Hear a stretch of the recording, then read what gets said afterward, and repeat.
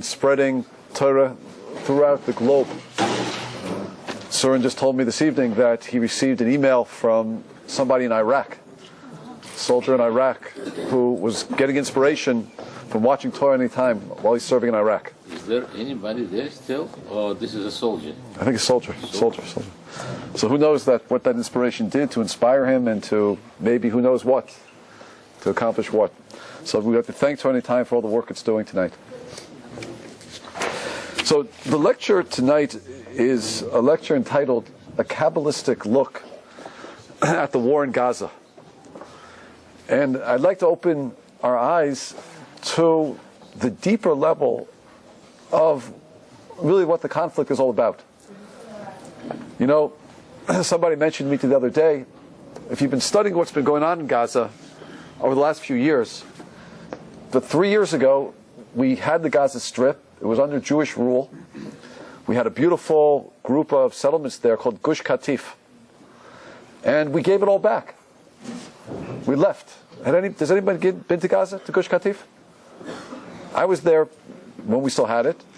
Beautiful, beautiful place. We had these beautiful settlements where we took really the sand of the Gush Katif of Gaza and we started growing tomatoes and vegetables. The flowers that were produced from the Gush Katif were being exported over to Holland. That's how good the produce were, what we were able to produce. People have been living there for over 30 years. And in order to make peace with the Palestinians, we gave it all back. It was extremely controversial when Sharon gave it back. There were protests. There was a movement all over Israel where people were wearing orange. Oh, good to see. Were they wearing orange and trying to stop it? It went through. Jewish soldiers went down to Gaza to evacuate their own people.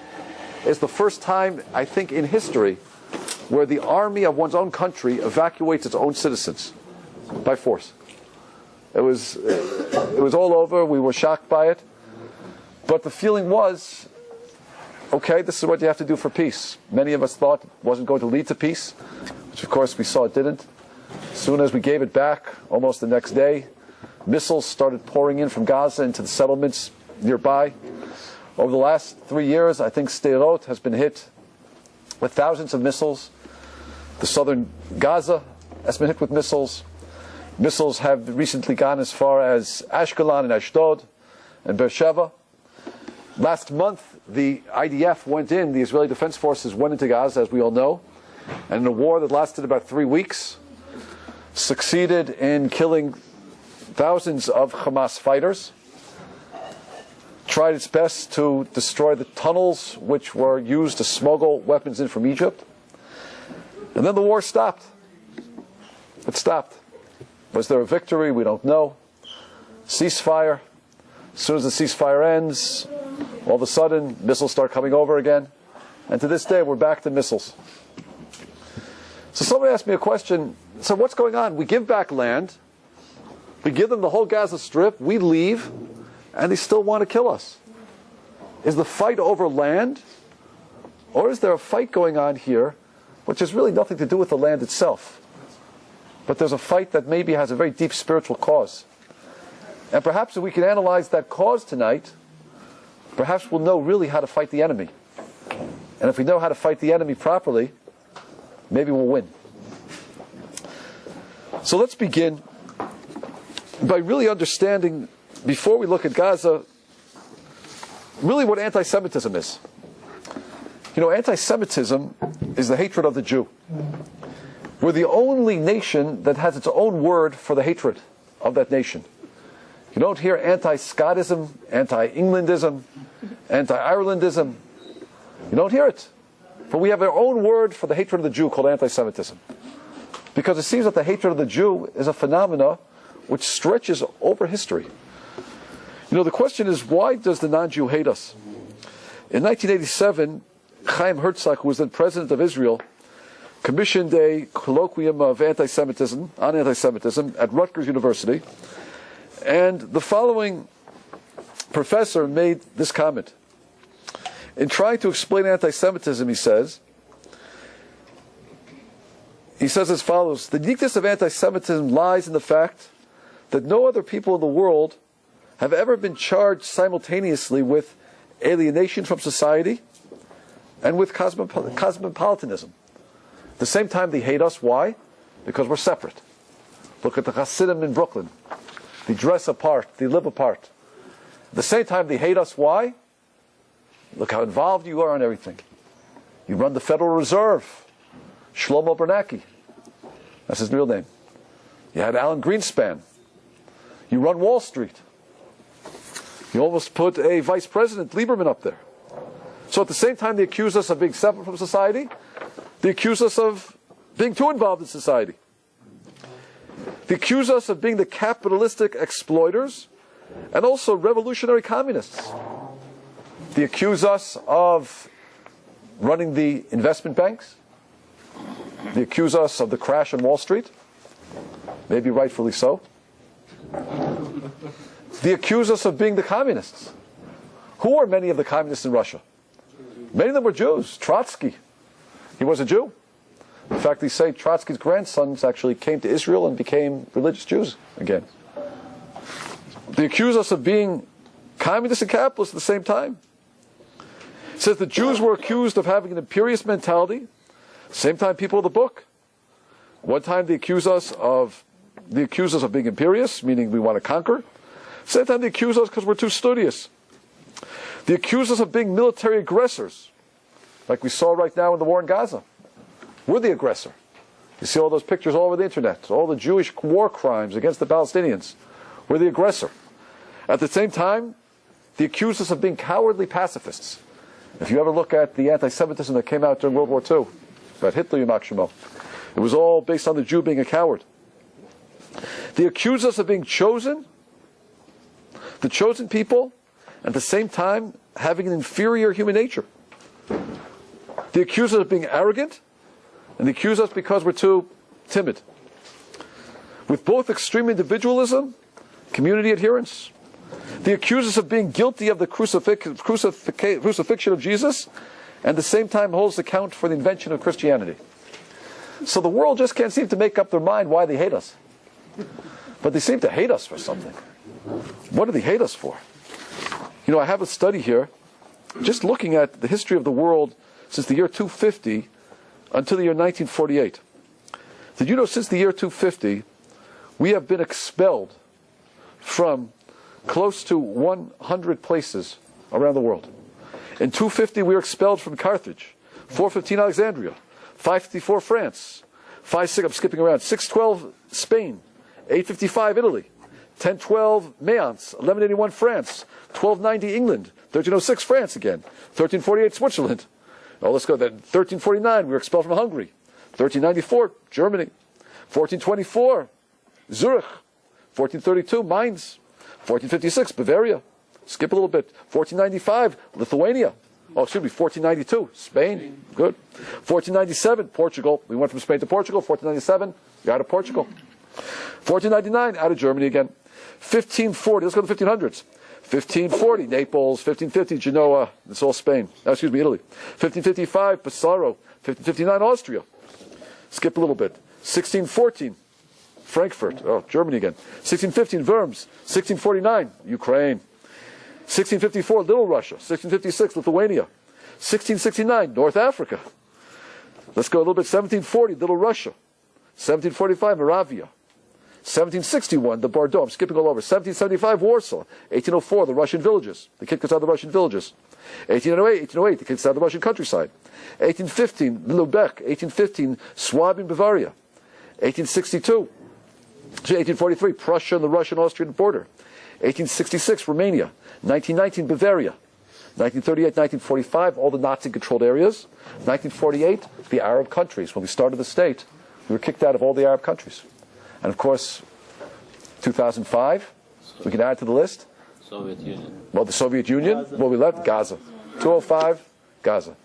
There's no other nation in the world that's been expelled like we've been expelled. How do we explain the anti-Semitism of the Jew? So I'd like to talk to you a little bit about that tonight. And I'm offer a few solutions. And some we're going to understand a little bit from the Kabbalah. And I'll do my best to try to explain it out. I'm not an expert in Kabbalah by any means. but I will try to explain to a few insights that I think will give us pause to reflect. Number one, we see that anti-Semitism came into the world, our rabbis tell us, at the same time that we received the Torah. When we received the Torah, we received it on a mountain called Har Sinai. The word in Hebrew for hatred happens to be soneh. It's the same word as Sinai. Same letters, same sound.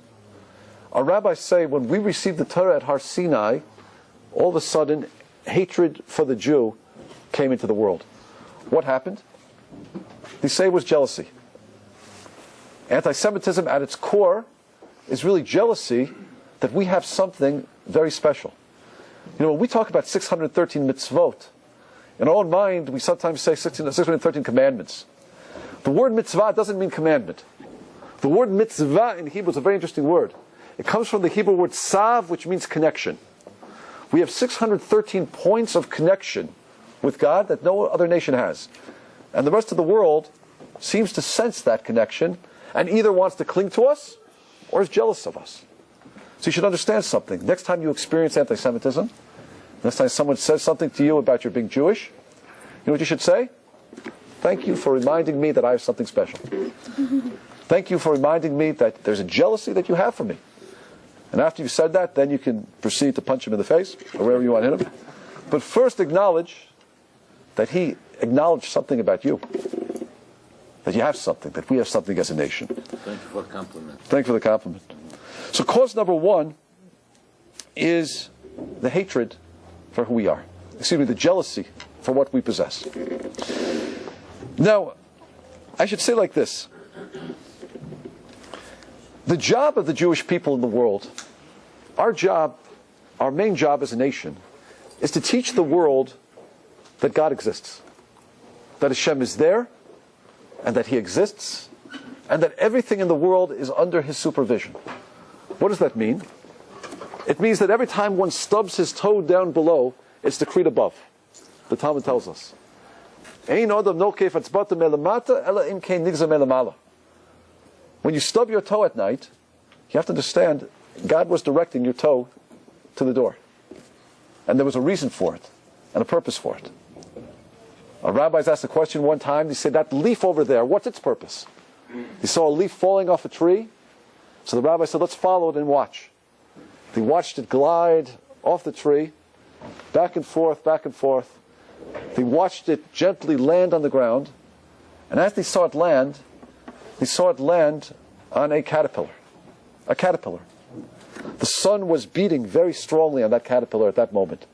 The leaf shaded that caterpillar, prevented the sun from burning it, and after a little while, the caterpillar turned into a butterfly.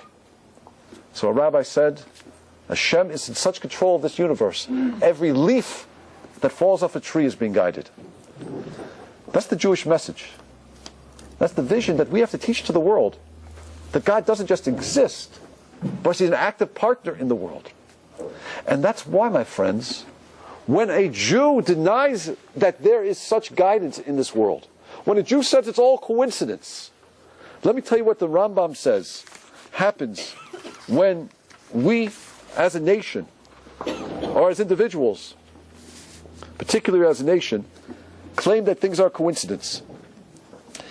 It says if things happen in your life, or in our life as a nation, that are sad and painful and difficult, if there's suffering, if there's a Holocaust, if there's a crusade, if there's a pogrom, if there's an expulsion, if there's a missile attack, and we say, Im lo yiz'aku v'lo yariru, we don't scream out to Hashem, and we don't yell. It's just the way of the world. Things happen. Coincidence. It just happened. Things happen. Sometimes, things happen, but there's no purpose to this. They're upset at us, but we don't know why it happened, and don't even look for a purpose. The Rambam says in Hilchos Tanios, Harezu derech akzarios. This is cruelty. Why? Because it's gomeris lahem lidabik b'maisem erayim. Number one, it causes people to continue in their bad ways. rather than reflecting and saying, wait a minute, maybe God is bringing this to me because I need to change my ways. And how does Hashem respond? Hashem responds by giving more pain. As the verse says in the Torah, it says by the admonitions, the Tochach in Leviticus, Halachtem imi bekeri. If you walk with me by way of coincidence, you think it's all coincidence, things just happen, but there's no purpose. Halachti imachem b'chomas keri. I'll show you what coincidence is. I'll show you the fury of coincidence. I'll bring such pain that you won't say coincidence again. The Rambam tells us and reminds us what God tells us, that our job as Jews is to see that the world is under God's dominion and His control. And the worst thing we could say as a Jew is, there's no reason to it.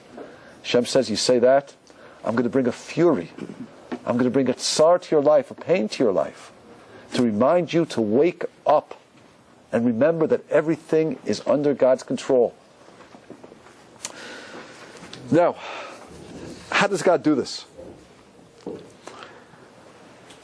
It seems, according to the Kabbalah, it seems according to the Kabbalah, I'm going to sneeze when I say that, I get nervous. Sorry, I get nervous. According to the Kabbalah, it works like this. And again, I'm sharing with you some ideas, and I'm not an expert in it, but I'm going to show you the simple understanding I have. We know that there's an angel that God created called the Satan. Unlike Christianity, the Satan is not a bad angel. He's not a rebellious angel. He's not an angel who has chosen to turn away from Hashem. Chas v'shalom. Can't be that way. Twice a day when we say Shema Yisrael, Hashem Elokeinu, Hashem Echad, God is one. It means everything He created. And He created for the good.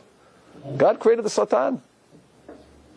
The job of the Satan, number one, is to test us, in order that our free choice should be elevated, in order that we should have tests and pass the tests and thereby earn the reward God is going to give us forever.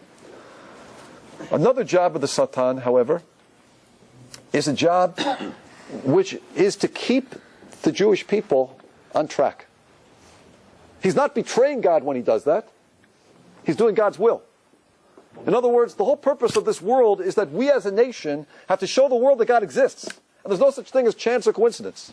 If we move off that job, this angel, called the Satan, has the ability to bring us back.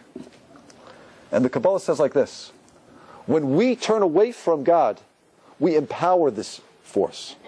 We give the Satan more energy, more power. He's a neutral power. But when we turn away from God, we go down here, we give the Satan even more power, and that power he now has, God wants him to use to bring a fury against us, to bring us back. Again, because God loves us. You have to understand that.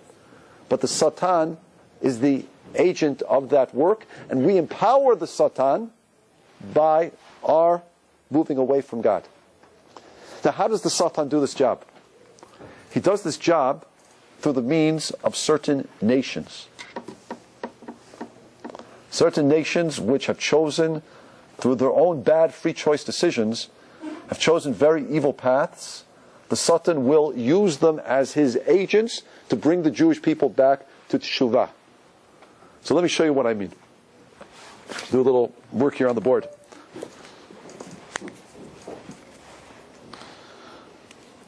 The name for the Satan, at least the embodiment of this particular energy that has the power to go up when we go down, and to use that power to invest in nations to bring us back to Hashem, in Hebrew is called, I'm going to say it once, but I don't want to say it over and over again, it's called Sam'el.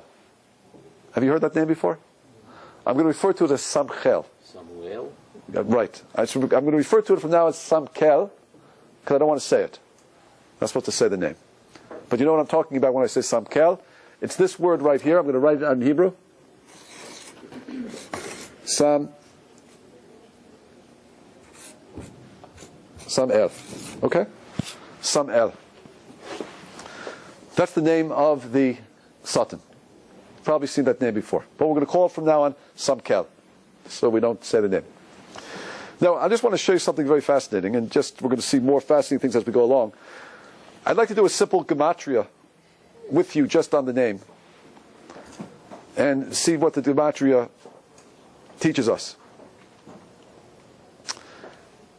If you look at the gematria over here, the gematria is the numerical value of a word. We know from the courses on the Hebrew language that when a letter not only has a meaning, a letter has a numerical value. And when we study the numerical values and we compare numerical values, we understand a deeper way in which God is running the world. So let me show you the numerical value of the word for the Satan, the Sam El over here. So Samach is 60. Mem is 40. Aleph is 1. Lamed is 30. We add it together, we get 131. Sometimes it's spelled without the Aleph, in which case it would be 130, but usually it's with the Aleph, 131. Of course, we see from it being spelled with the Aleph always represents what? God. We understand that this force is actually God's force that He uses in order to bring the world back to tshuva, especially the Jewish people, to repentance. It's interesting that we look at Germany during the Holocaust, and if we look at the German Jew during the 1930s, and I'm a German Jew. My father was born in 1933, came to America in 1938. Germany had been a great source of Jewish pride. Unfortunately, there was a very big breakdown in Germany in the 20th century and even starting the 19th century in terms of practicing Judaism. I believe that in 1933, there was about a 50% intermarriage rate in Germany. 50%. Pretty interesting.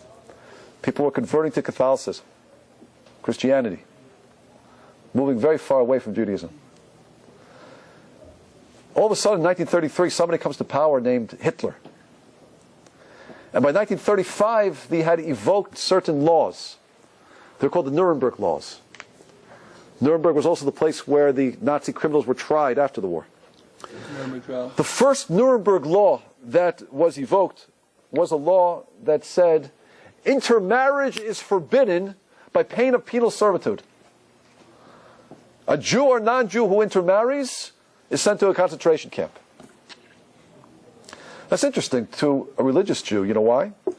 Because you look in the Talmud and Avodah Zarah, and Hillel and Shammai, going back 2,200 years ago, had an agreement and made certain laws called the 18 Decrees that were designed to prevent intermarriage. And a lot of those laws are in effect today. Lest we don't drink the wine of the non-Jew, lest you come to socialize and end up getting married, things like that. That's all part of it. But it says in the Talmud of Avodah Zarah, it says that if we don't keep our own laws, guess what? The non-Jew will force us to keep it. The first Nuremberg law. You intermarry, you go to jail. Second Nuremberg law. Your name might be Heinrich von Trapp III, but if you're a Jewish man, you have to add Heinrich Abraham von Trapp III. Israel, excuse me. Avram Israel von Trapp III. If you're a Jewish woman, your name might be Helga von Spruchenstrauss. But if you're a Jewish woman, you're now Helga Sarah von Spruchenstrauss. It's very interesting. If you can't keep your Jewish names, we'll give you Jewish names. The next Nuremberg law was, it's forbidden for Jews to eat in Aryan restaurants. You can't keep your own laws of kashrut? We'll force you to keep your laws of kashrut. Jewish boycotts of Jewish stores throughout Israel, throughout Germany.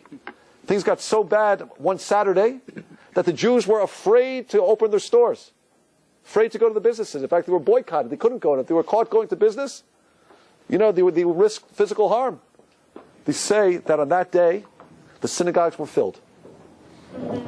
Nobody could go to work. You're not choosing to go to the synagogue? We'll force you to go to the synagogue. How does a religious Jew look at this? What does a religious Jew say?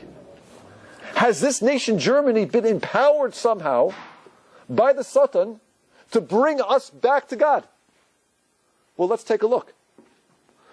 Question.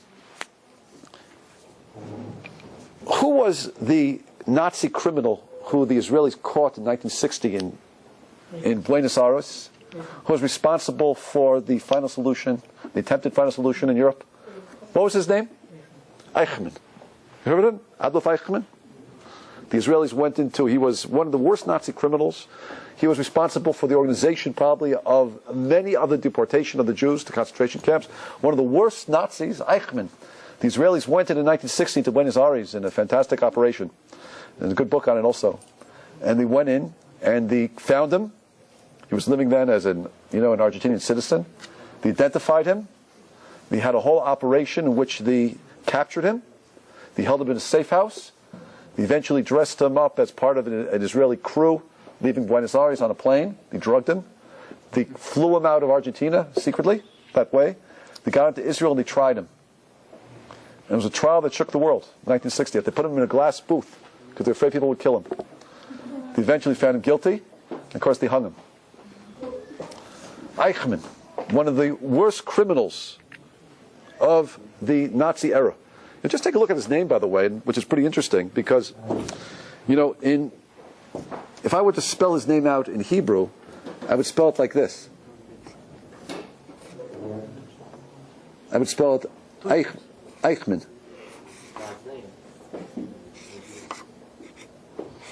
Now that's interesting. You know why? Let's do a little numerical analysis of Eichmann. Aleph is 1. Yud is 10. Plus 10. It's 1. Nun is 50.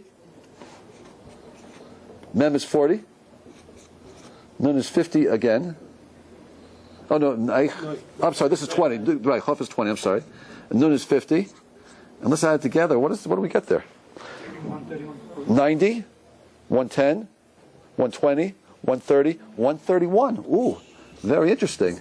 What did we say the numerical value of the Satan is? 131. Could it be that Eichmann was doing the Satan's job to bring the Klal Yisrael back to tshuva? To bring the Jewish people back to repentance? Could it be? Yeah. Possibly. But let's not stop there. Let's go a little deeper.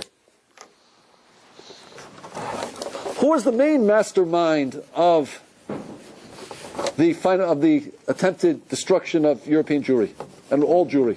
What was his name? Hitler. Before I do that, let me just show you something about the angel Samkel. There's another way to determine a numerical value here, and it's to do this. Not only do we add the letters across, we could spell the letters out. So if I were to spell those letters out, I would spell it Samech, Mem. Everybody fine with me? Mem, Aleph, Pei, Lamed. Okay? Samech, Mem, Aleph, Lamed. If I take the first letters, of course that spells what? Samkel. Now what I'm going to do for you is called the inner gematria. The inner gematria means the inner essence of the words. If I add the numerical value of those remaining letters, that's called the inner essence of the word. This is the outer essence, the letters that appear when you just write it. The inner essence is the letters that appear when you spell out those letters. So let me show you something. Let's add them across. Mem is 40. Chaf is 20. Mem is 40. Lamed is 30. Pei is what? Samech is 80. Mem is 40. And Daled is 4. So if you just add that across, what do we get? 40 plus 20 is 60. Plus 40 is 100. Plus 30 is 130. Plus 80 is 210. Plus 40 is 250 plus 4. 254? 254. That's very interesting. You know why? Because let's look at the numerical value of this gentleman's name. Hitler.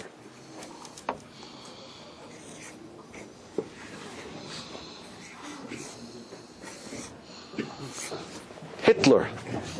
Hey is 5. Yud is 10. Tet is 9. Lamed is 30. Resh is 200. Someone that across from me, please. 230, 240, 245 plus 9 is 254. Eichmann, same numerical value as the outer name of the angel, Samkel, 131. Hitler, the numerical value of the inner letters of the name of Samkel, 254. Is that coincidence? Or has our failure, our turning away from God, empowered this angel called the Samkel, who gave this power over to this evil people to bring us back to God? You know, Elie Wiesel tells a story that when he was in a concentration camp, a certain religious Jew was arguing with a communist. And the religious Jew was saying, you know, before the war, I was religious. But because of what I'm seeing, I can't believe in God anymore. This communist was saying, listen, before the war, I was a communist. I was a Bundist. We used to eat on Yom Kippur. We had nothing to do with God. But you know what? I read a little bit of the Torah. And the Torah says, if we turn away from God, there's going to be a fury on us like we've never seen before. I'm the cause of this. You're losing your faith here? I'm finding my faith. It's very interesting, by the way. What did we say was the numerical value of Eichmann? We said it was 131? Yes? We said the numerical value of Hitler is 254, the same as the inner letters of Samkel, 254. It's interesting, by the way. You add these letters together, 5, 8, 385. That's a very interesting number. You know why? Because it's the same numerical value as this word. Shekhinah. Shekhinah means God's presence. Shin is 300. Nun is 50. Excuse me, Chaf is 20. Yud is 10. Nun is 50. Hey is 5. 300, 320, 330, 380, 385. Could it be that Hitler and Eichmann together, unknowingly and chosen for the job by the Samkel because of their evil, were unwittingly doing the job of the Shekhinah? Could we say that? 385. Does it add up? 385? Thank you. 385, 385. Interesting. I didn't make this up. I'm not smart enough. Yeah. Lev. Yeah. The Torah was written so many years ago. Why did this actually happen? Given, not written. Given, written down, given. Whatever. I'm just saying, what is the reason that it actually allowed that to happen? It was written before. It wasn't like it was written while it's step by step. It was written so many years ago, knowing that this is going to happen. Blueprint. It was the blueprint of creation. But within that blueprint, the creation can go many different ways. But if God says clearly that if we turn away from Him, I'm going to bring a fury on you. Who the agents are going to be of that fury is encoded inside the Torah. And there it is. He knew that, the fact that God knew that people are going to... He did, but it's up to our free choice. It doesn't have to happen. Torah could also, we could find things that the Torah might have led to something else had we not moved away. Yeah, there could have been different paths. Did God know? You know, that's the whole question. Just God knows the future, but our free choice, it doesn't mean anything. You know, remember in God's world, past, present, and future exist simultaneously. The word for God is Yud Hey Vav Hey Ad Hashem. It contains the letters of Hayah was, Hoveh is, and Yehiyeh will be. God exists past, present, future at the same time. Can you understand that? I can't. Difficult to understand. Not at all. But remember, time isn't the problem for God. So He's unlimited by that, Lev. A lot of people get bothered by that, not limited. Okay, we're good? Keep going? Okay. That's the nation of Germany. Acting as the agents of Samkel, empowered by our sins. Let's take a look at another nation that has been there throughout history and been there to oppress us. What's that? Boy, that's pretty ugly. Yeah, you want to go? Thanks. Yeah, thanks. Yeah, it doesn't work that way. Okay.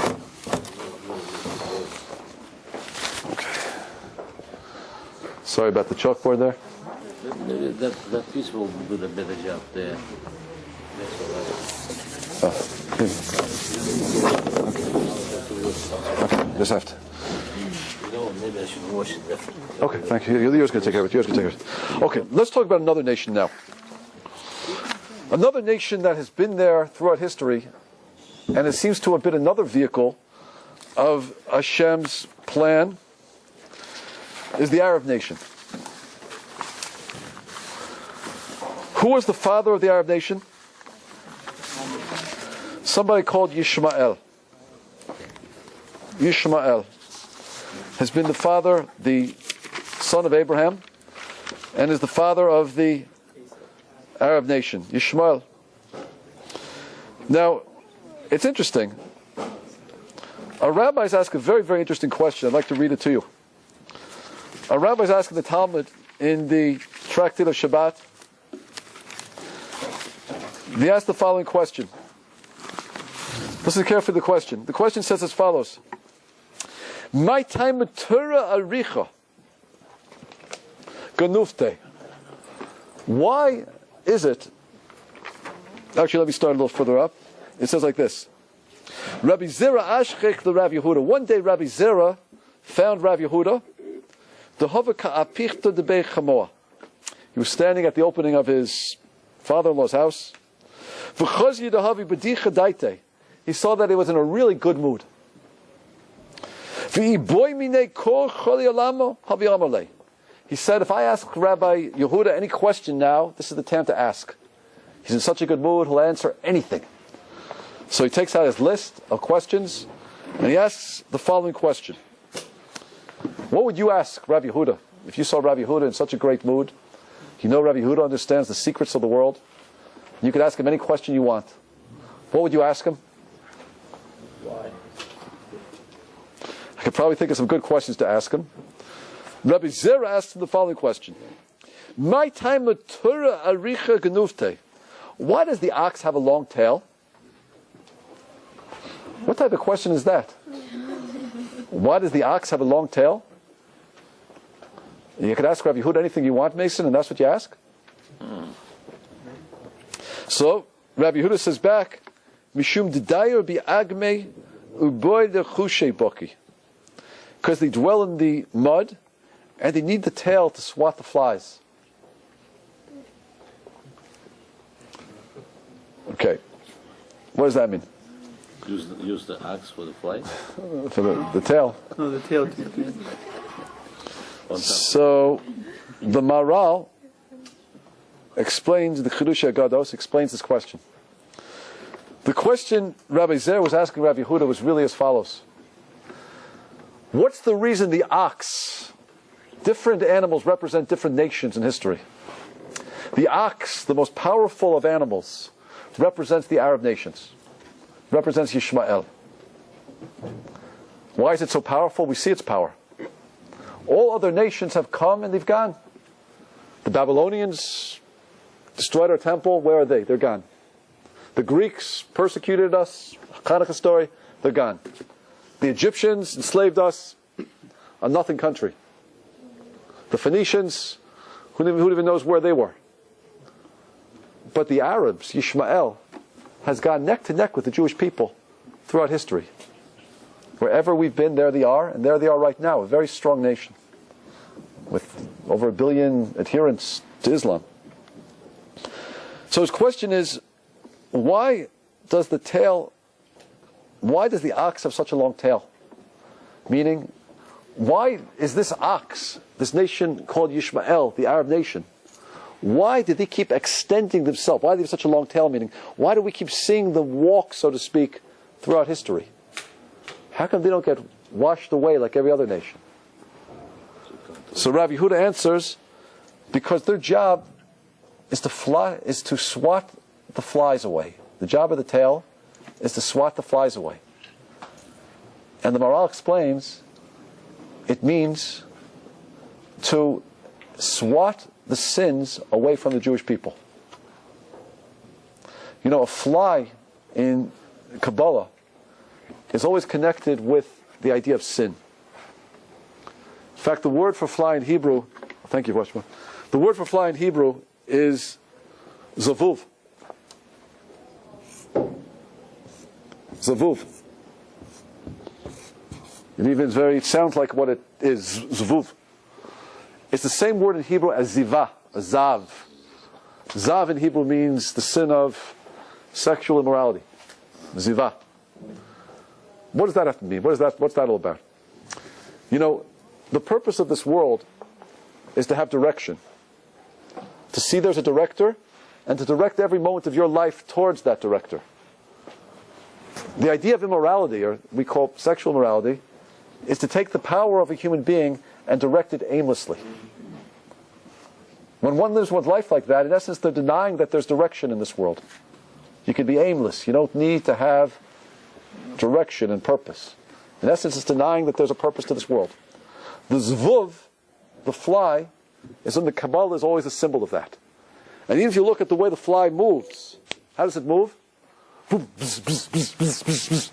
It can change directions aimlessly, faster than any other animal in creation. I think. Certainly looks like that to my eyes. Maybe the hummingbird? No, the hummingbird's pretty good. But look at the fly. It could go aimlessly back and forth with such speed. That's the idea of being aimless in life. That's the idea of sin. That's the idea of channeling one's energies and one's drives without purpose. That's called immorality. That's why we don't like it. Because life has to have purpose and meaning. That's what gives joy to life and growth to life.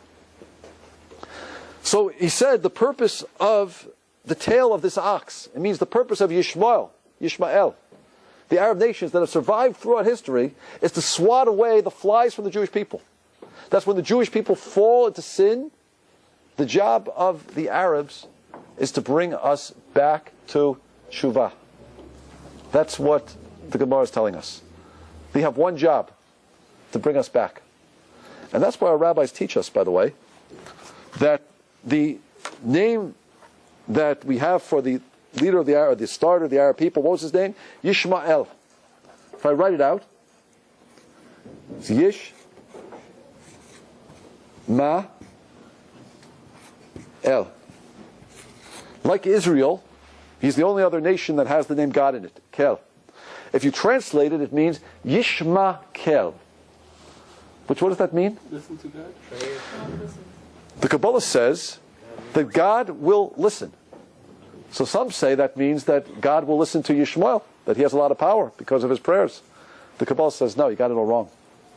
What it means is God will listen to who? God will listen to the Jewish people. Because the pain that he's going to bring into our lives is going to be so great that we're going to cry out and call out to God, and God's going to listen to us.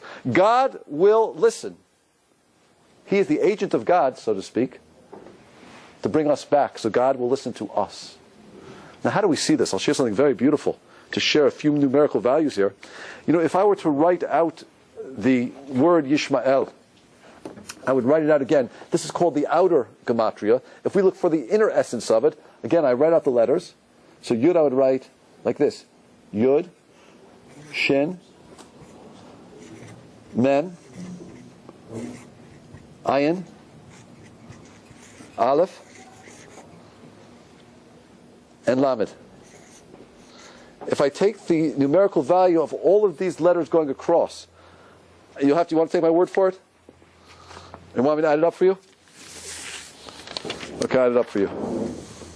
I want you to see this. I don't want you to take my word for it. If I add it all across, let's see what we get. 10 and 6 and 4 is what? 20. 350 and 10 is 360. Two mems together is 80. Ayin is 70 and the Nun is 120. 2 years is 140. Aleph is 111. Lamed Mem Daled is 74. If we add that together, it should come out to the number of, what does it add up to? 4, 5, 6, 5, Do the math for me, somebody. 651. So it should add to this number, 776. Hope it does. Does it come to 76, everybody? No, 620. I think it's 776. This is the word Yishmael. If you spell out Yishmael, if you spell it Yishmael, if you spell it out with all of its letters, it comes out to 776. How did you say that No, Ishmael 651. has Israel's name in it? 750, God's alien? 755. Yeah, Yishmael. Kel is God's name. Does it come out? What's it? 755. 755? Good chin. Man, mine. 320. 4, 4, 5, 40, 540, 651, 651, and 74. No, it's right. Oh, good. Thank you, That's a Michelle. 360. It's not a 300. It looks like a 300. Oh, okay, 360. Oh, it's 360. Go. Beautiful. Baruch Hashem. Oh, Michelle, you're such a good pal. Thank you, Michelle. It's a teacher. Michelle's a teacher. Thank you.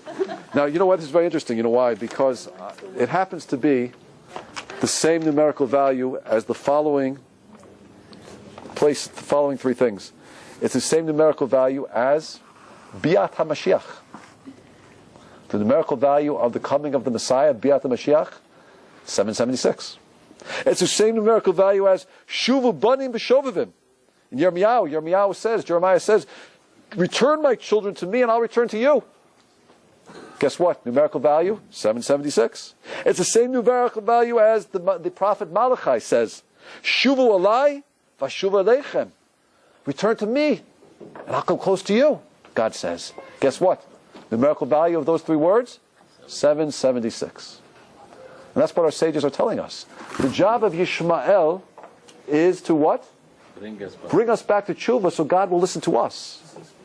Now it's interesting. The Midrash says that Yishmael had certain sons. Listen to his sons' names. The names of the sons of Yishmael were names that were all very interesting.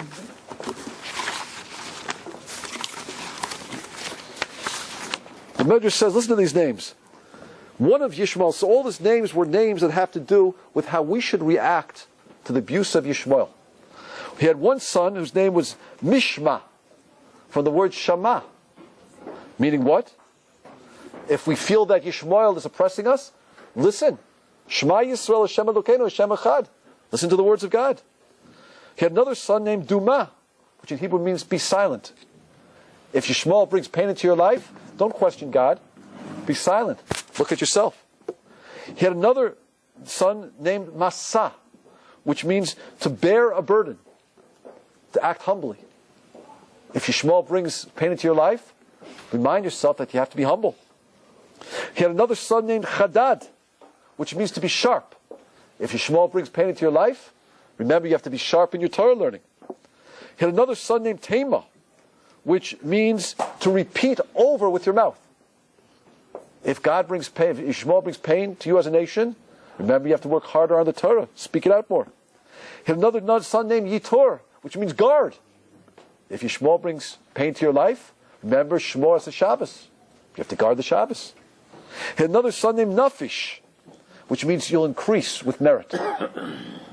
If you could do all this, if you could react properly to Yishmael's abuse, God will bring merit to you. He had another son named Kedma, which means to the east. If you look and use the abuse Yishmael gives you, the Medrash says, the Jewish people return back to the east, back to Jerusalem. So the Medrash is telling us something very fascinating.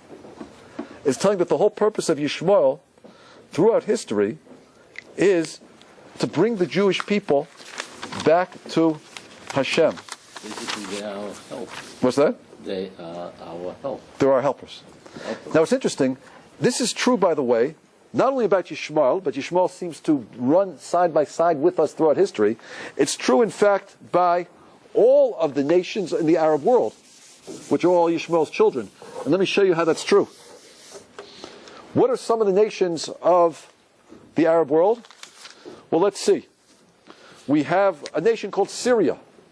In Hebrew, you spell it like this. Syria.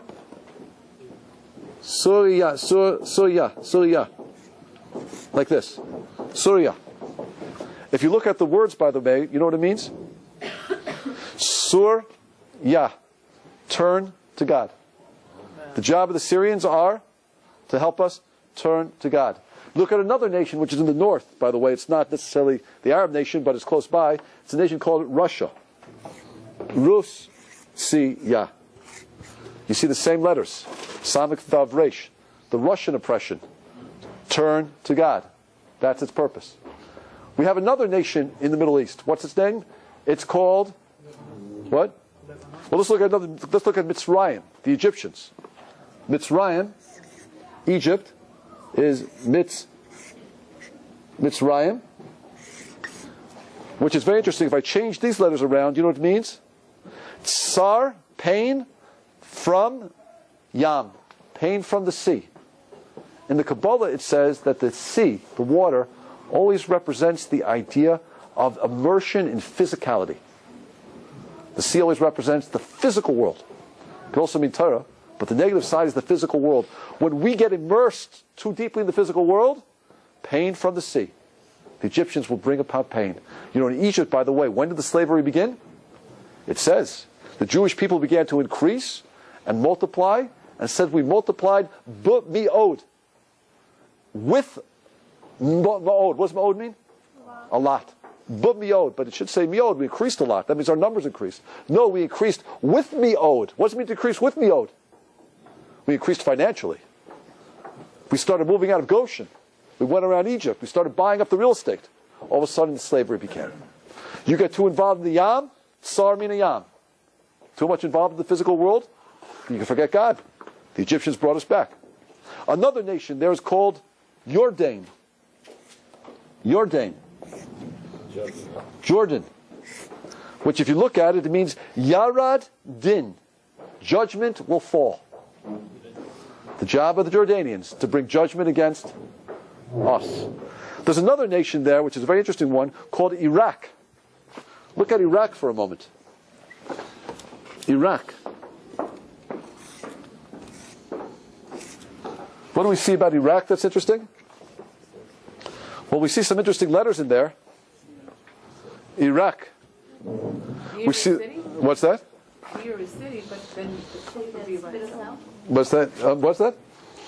It says, well, you know.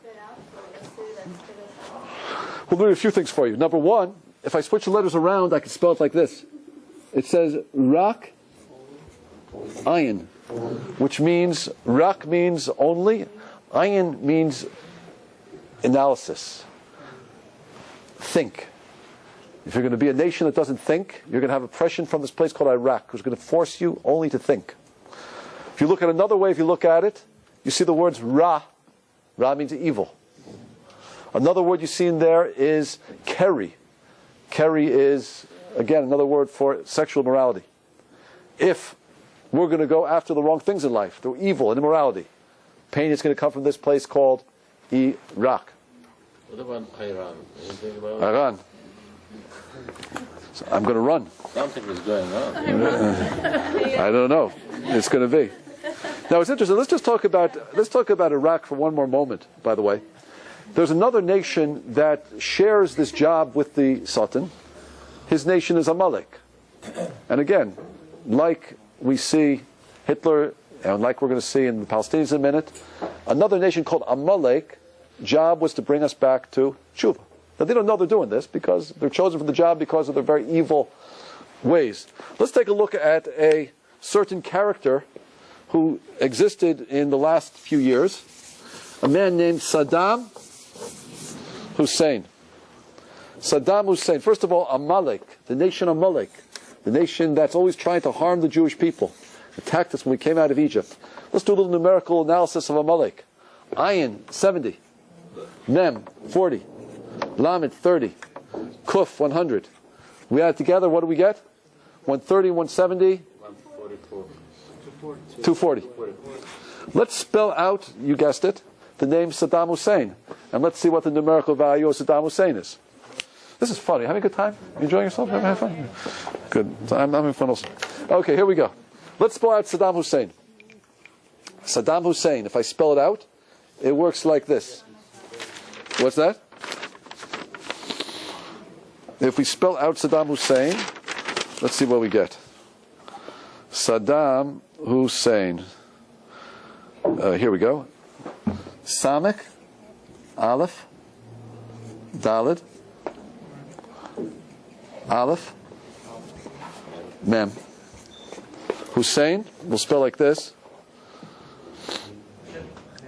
Hey, Vav, Samech, Yud, Nun.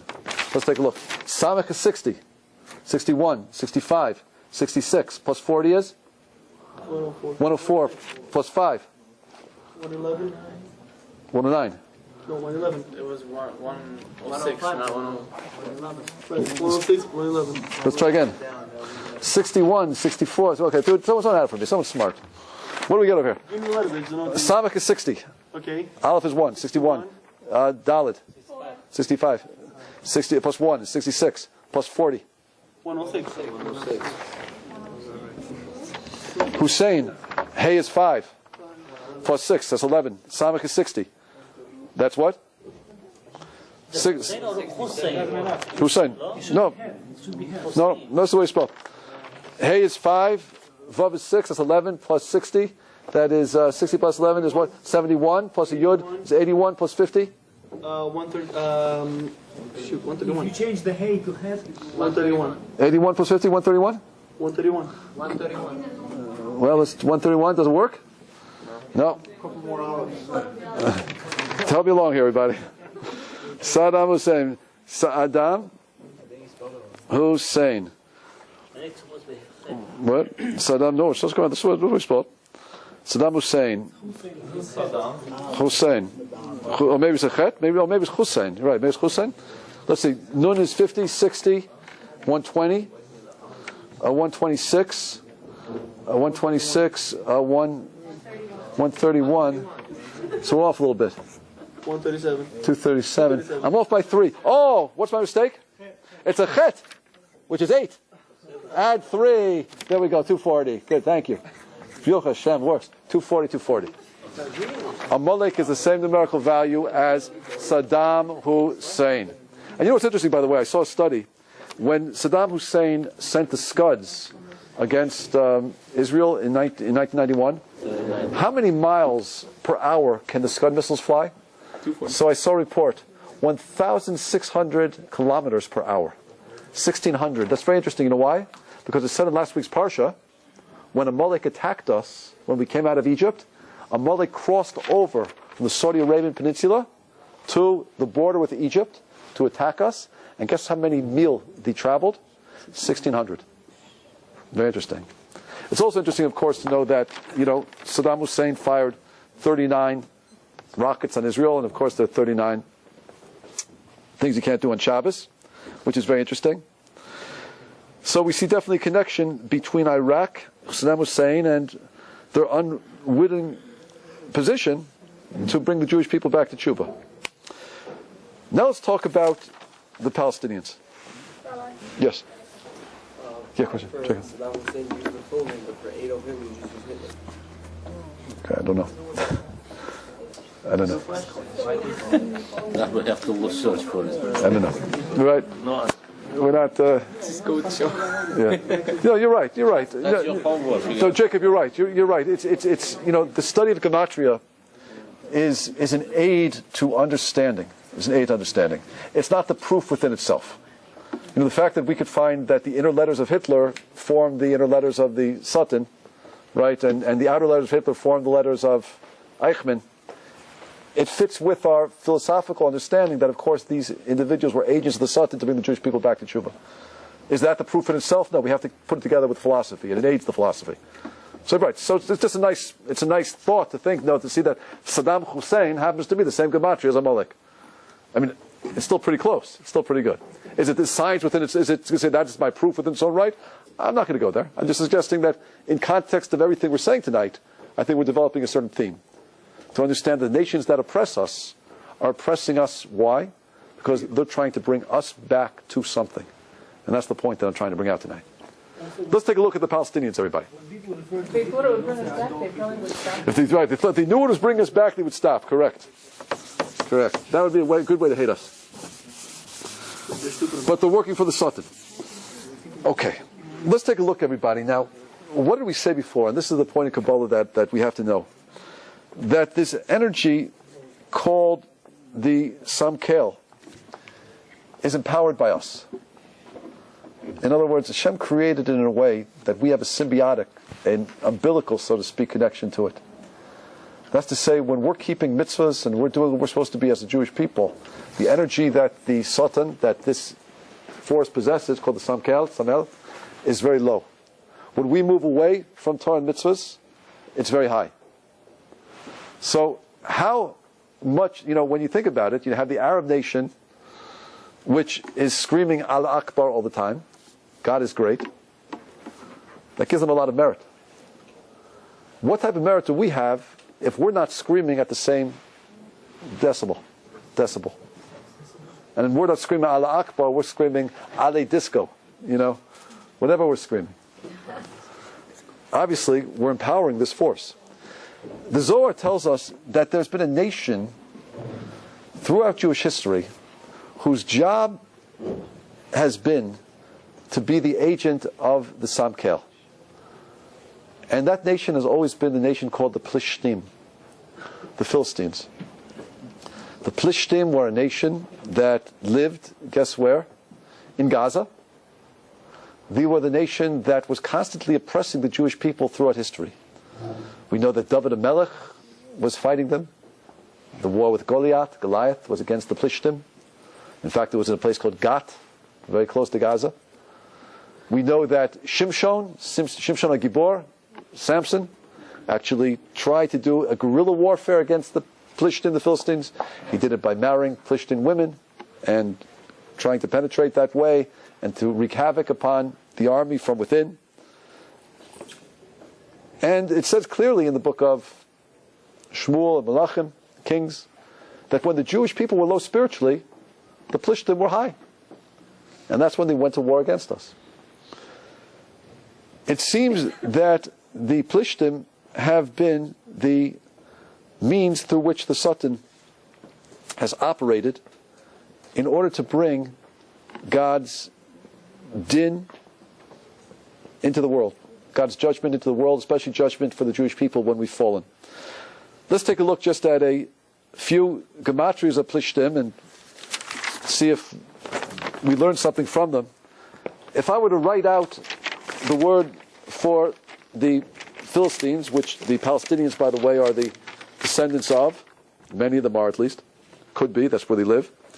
If I were to write out the word, I would write it out like this. The land they live in is a place called Eretz Paleshet. Do you hear the word Palestinian there? Paleshet. Now, again, I'm going to do another gematria for you.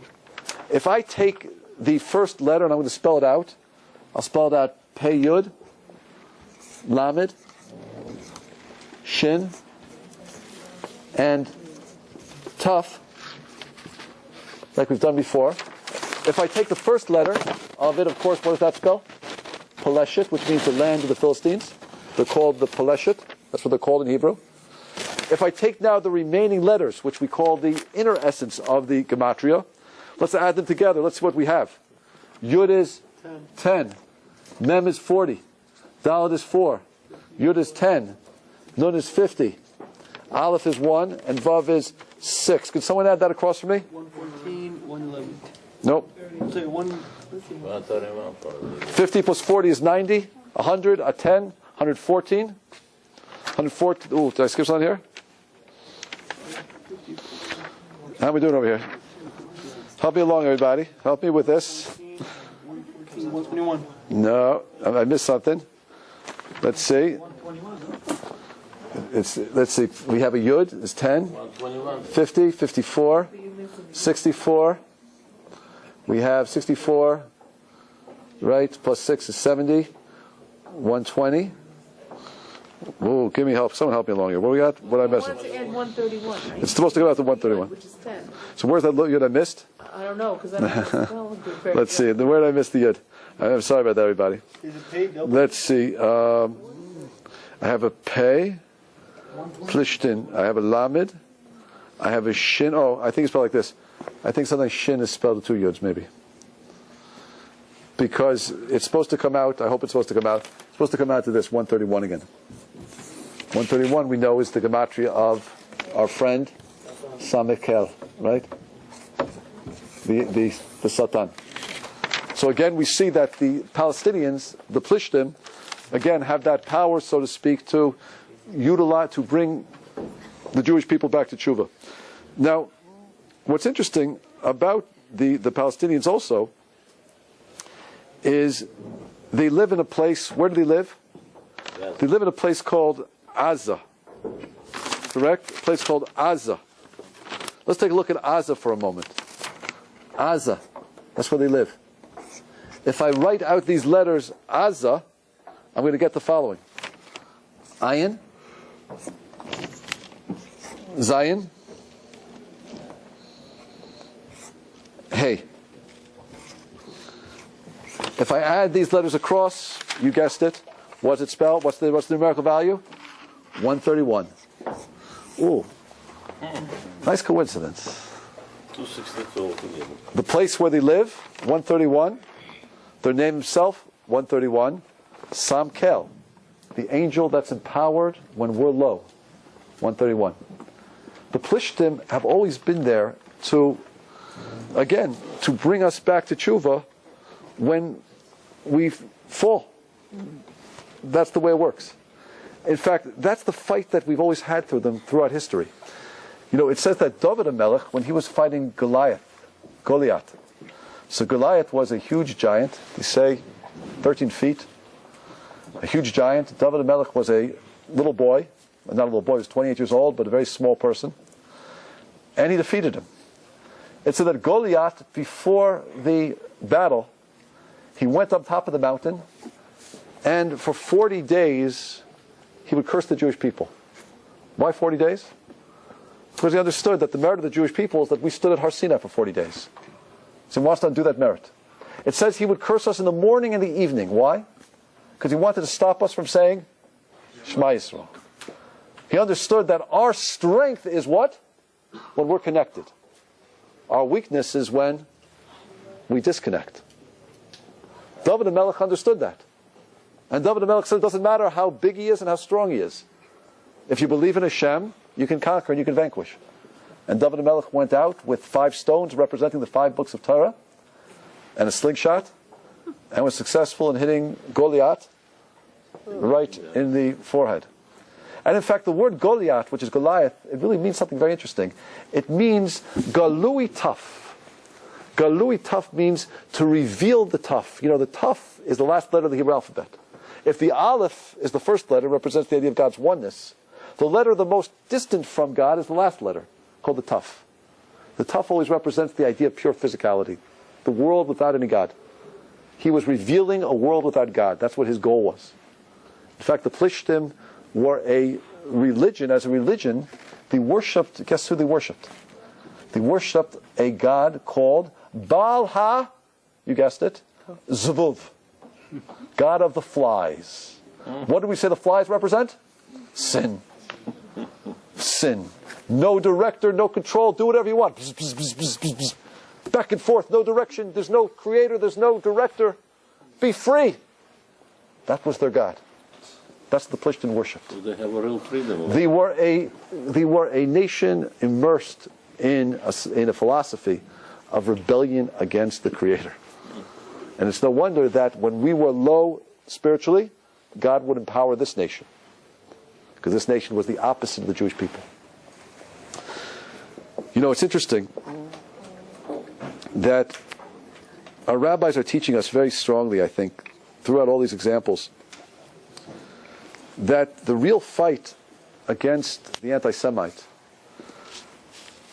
and especially the real fight against Yishmael, against the Plishtim, the Palestinians, is not a fight against this nation, is a fight against the angel that empowers the nation. The angel that empowers these nations, as we've discussed, is called Samkel. It's an aspect of the Satan and works for Hashem. When we move away from God, we empower Him. We move close to God, we diminish its power. Perhaps it's no wonder that we just can't seem to defeat it. Militarily, it doesn't seem to work. Politically, it doesn't seem to work. We negotiate, and we give up, and we sacrifice, and all they want to do is kill us. Perhaps it's because we're fighting them in the wrong way. Perhaps the only way we can fight them is if we take away their strength spiritually.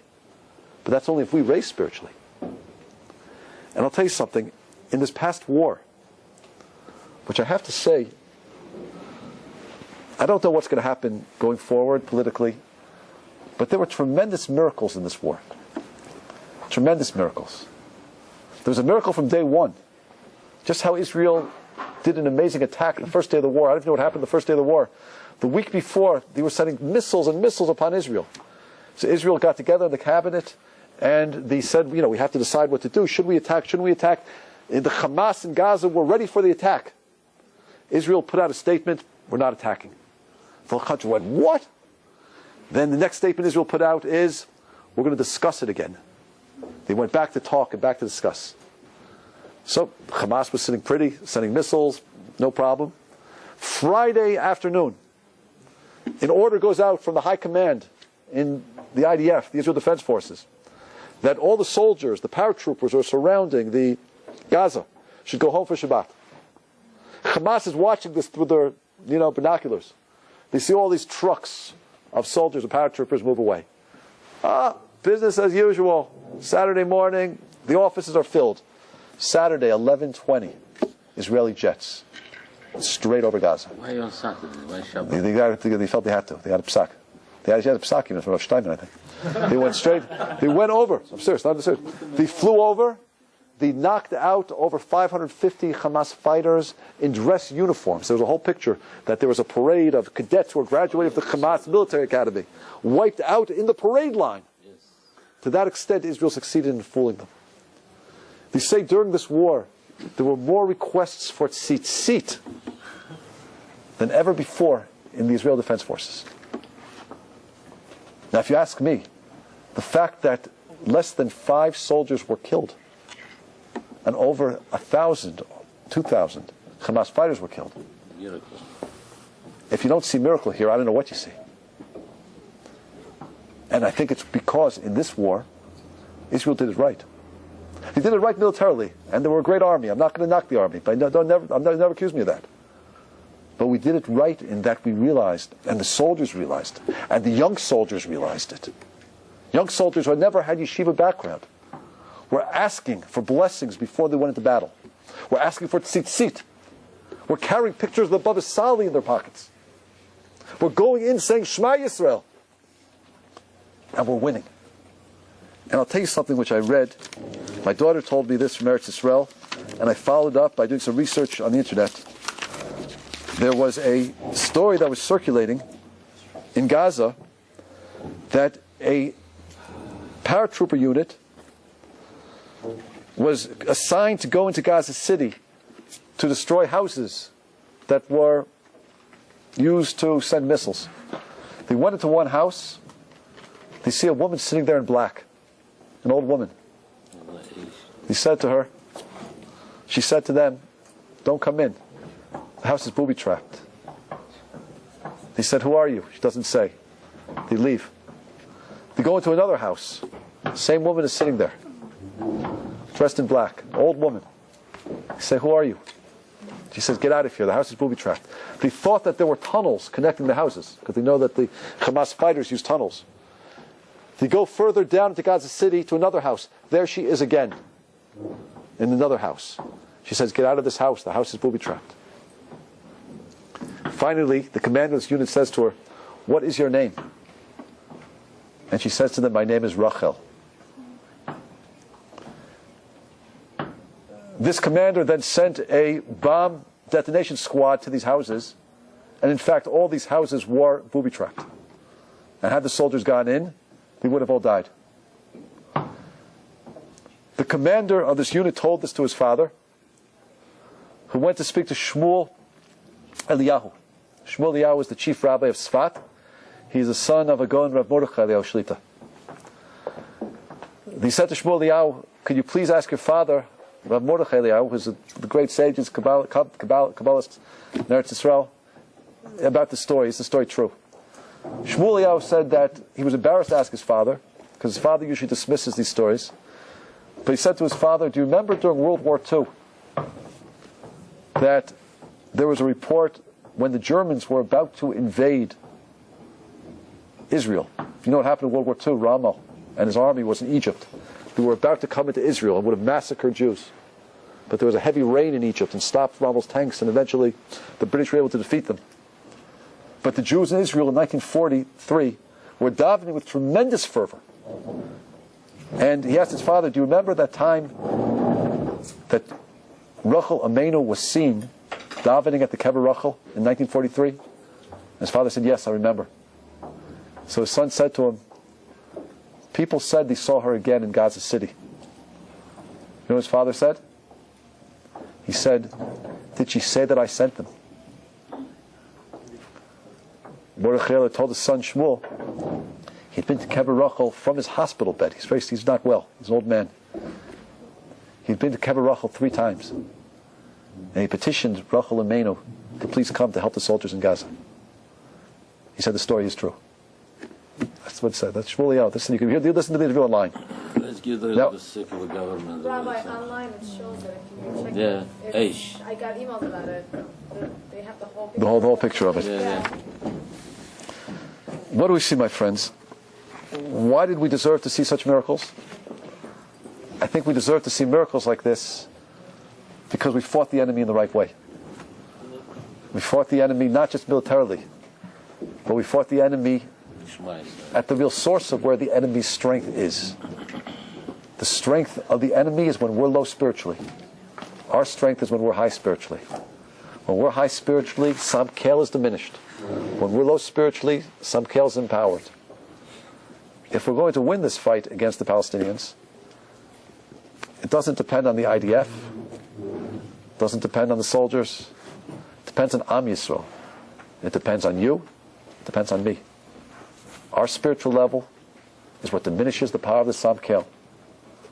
When that level is low, the Palestinians or none of our enemies have any power.